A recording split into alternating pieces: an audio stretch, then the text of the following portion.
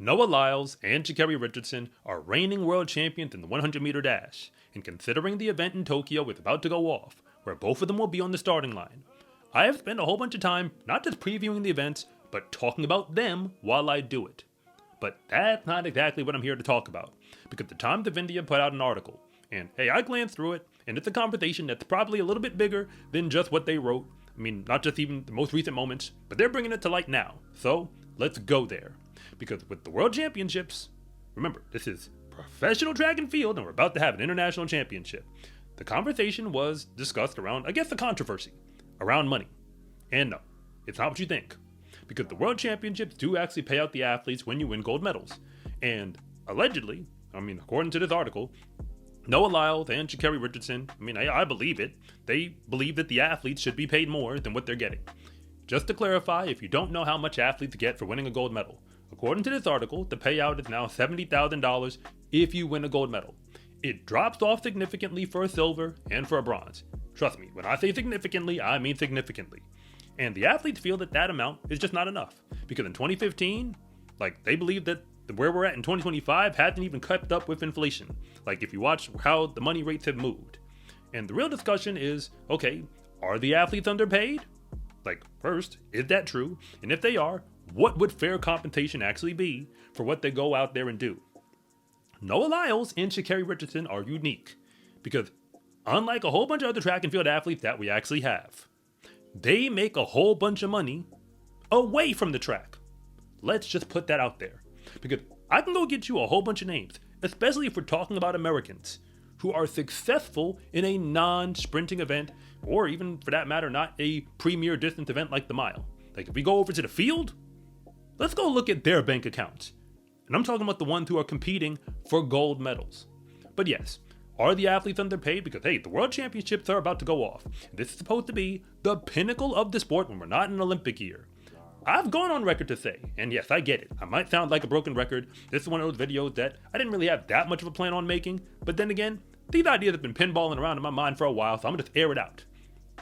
When the World Championships come, because I'm gonna be covering the races, trust me, when the heats go off, all of that, I will be paying attention, and I'm gonna do my best to let you know what actually goes down.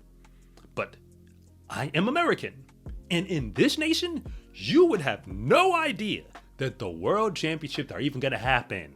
I'm just being real about it. When I tell you, I have not heard from any major sports outlet. When I say any, I mean any. I just haven't seen it. Not including myself or the other things you see on YouTube. ESPN, NBC Sports, who's allegedly going to be, Peacock anyway, going to be, telecasting the event. Nowhere. Fox Sports, FS1, I don't hear anything about the World Championships coming up from these outlets. People don't even know it's going to happen. My friends, people who I know, people who competed in college in track and field, like college track and field at the D1 level. Many of them don't even know the world are happening. I'm filling them in hey, what's coming up this weekend? They're oh, really? How can I watch it?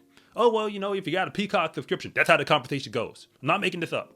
So when we talk about the athletes and what they deserve to be paid, because this is an international competition, it's not an American competition. Let's get that on the board. It's a little bit dicey when you start talking about money, because we're talking from an American context about what we think how much money should be. The problem is that international championships, for most sports, is just not synonymous with making money. That's just not what it is. Pro sports is where you make money. And because the pro track world has decided that the international championship is all we're going to focus on. Again, right now, I get it. There's a whole lot of reasons. I spent a whole bunch of time thinking about it. It's a very deep problem. But hey, this is where we are. In sports, especially pro sports, you don't get paid what you're worth. You get paid what you negotiate. And consider a track, I'm not blaming the athletes, but this is where we're at. Track and field athletes have consistently been signing on the dotted line. Again, specifically talking about Americans, but it applies to not just them. And when they sign these contracts with Nike, Adidas, or whoever, put incentives in those contracts that are all about the World Championships or the Olympics. That's what they focus on, and that's considered the pinnacle. Nothing else matters. And in the case of Noah Lyles and Sha'Carri Richardson, whom I enjoy watching, and trust me, I'll be paying attention when they hit the track in Tokyo, they just don't compete that much. Even if you had eyeballs on them, they don't run that much. A sprint race is over like that. Just being real. It's the hype, the build-up is a whole lot more than the actual race. And then when you think about the heats and the finals and so on, like, we treat it like the other races don't matter. It's only the final race that matters. That's how the sport is kind of shopped to people. So if you have one event on the calendar that supposedly matters, because in Sha'Carri Richardson's case and Noah Lyles' case, they both had wild cards to the World Championships in the 100. They didn't even have to run one race hardly this entire season, or for that matter, win one to just get on the starting line. And again, nobody cares about what you do in the rounds. You just got to do it in the final. But if you're new here, I want to say thank you for even making it this far into the video.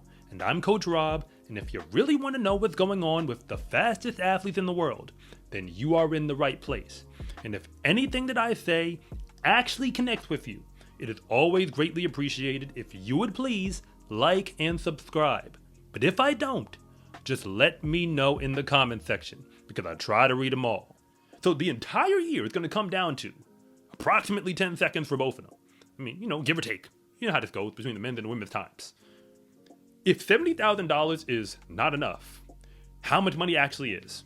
The larger discussion, which is, again, the contracts and how everything's set up, where it's really not the job of the international governing body to lace your pockets. That's just not how international sports goes. But even if it was, have you seen the ratings for the FIFA World Cup? And then compare that to the IAAF World Athletics Track and Field Championships? It's a no contest. It's abundantly clear. Like, even from an international context, you can get way more attention on a sport than this if you really wanted to. I mean, it's just the way things are set up. I want to see the athletes get paid what they're worth. But again, what is that number? Because if you go back to the I Show Speed versus, Bullet Train Nigel Green situation, like this just went down in New York. I'm going to be 100% transparent when it comes to track and field and how people care about it. At least through the algorithm and the way I understand it, like looking at the internet and seeing if it's a reflection of reality.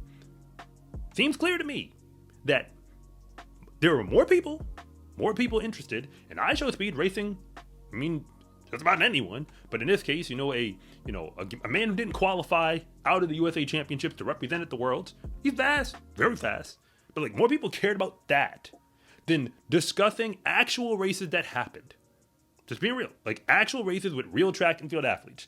There's a larger fan base, a larger, curiosity net that hits that topic than the actual races. There's a reason why on this platform, hey, I'm gonna air it all out. If you look at, YouTube and, what you see online, internet, how come you keep seeing the same athlete's name pop up over and over and over again? Is that not just because they're the fastest? Sorta, kinda. But be real, the races themselves don't have any stakes, especially until we get to the Worlds. No one cares what you do in any of these races. So the only thing we can sell is names and faces people recognize. Noah Lyles and Sha'Carri Richardson are names and faces that people recognize. I get it. But I think what they're really addressing, considering they make money away from the track, is that the way the sport is set up right now, the top athletes, the truly top ones, the ones who've achieved at the highest levels and build a brand while they do it, they literally, they progress so far. So they progress so far that they, price themselves out of the market. Just being real. You actually can't pay Sha'Carri Richardson or Noah Lyles enough to run in a track race anymore. Not with the amount of money that's on the table. Because again, we're talking about real dollars. There's a reason why athletes get paid far down the street when it comes to, Diamond League payouts and, the whole GST money situation. None of this is just random. It's actually happening. The money conversations are going back and forth because, well, it's hard to pay people with money that doesn't exist. If you can't get eyeballs on it, if you can't get people to pay at the gate, if they won't pay for a subscription, most track fans are content to watch film of races that already happened somewhere else in the world on a platform like this. When it comes to watching it live, they could care less. And I've already addressed that you can't just be a sprinting fan and say you're a track and field fan, because sprinters just don't run enough.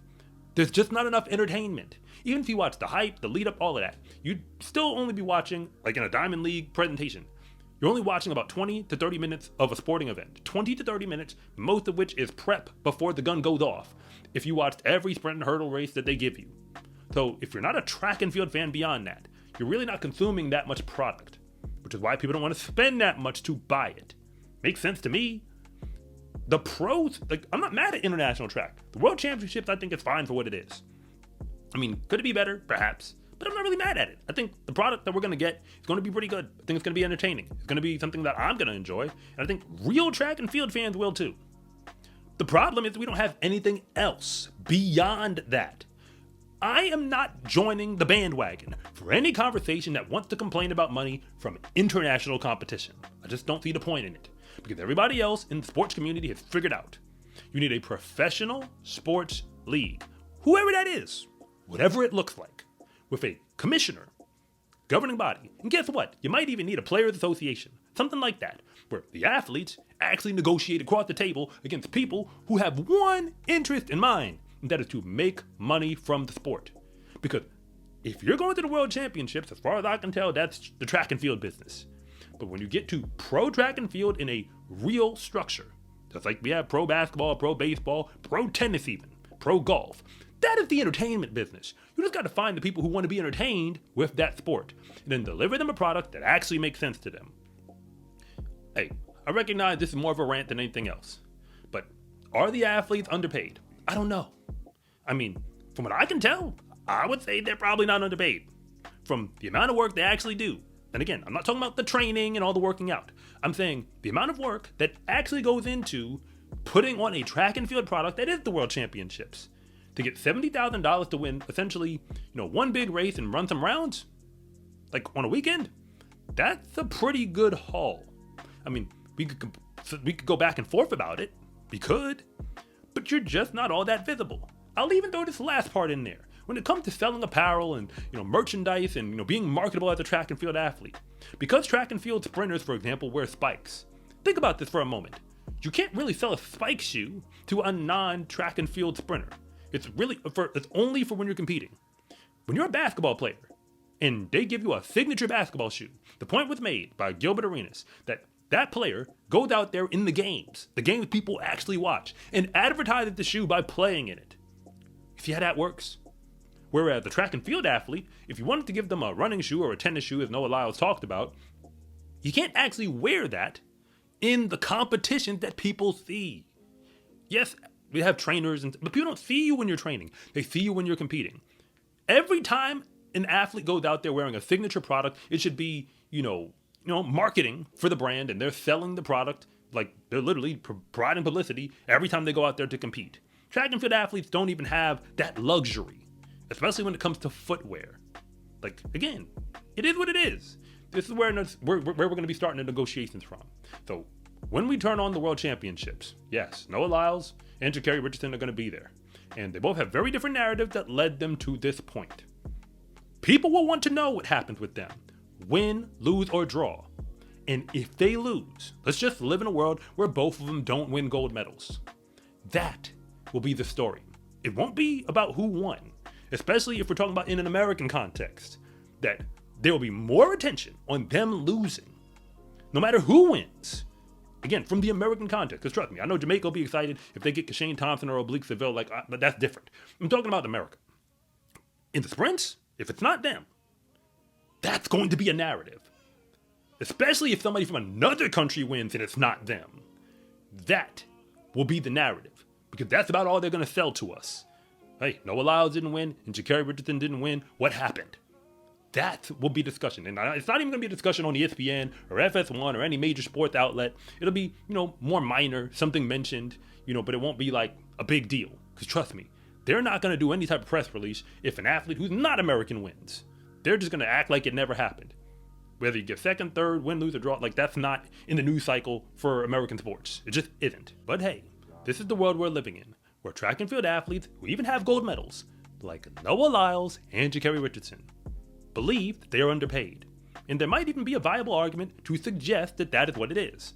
But just remember, if you're talking about payment in professional sports, you are no longer talking about the track and field business.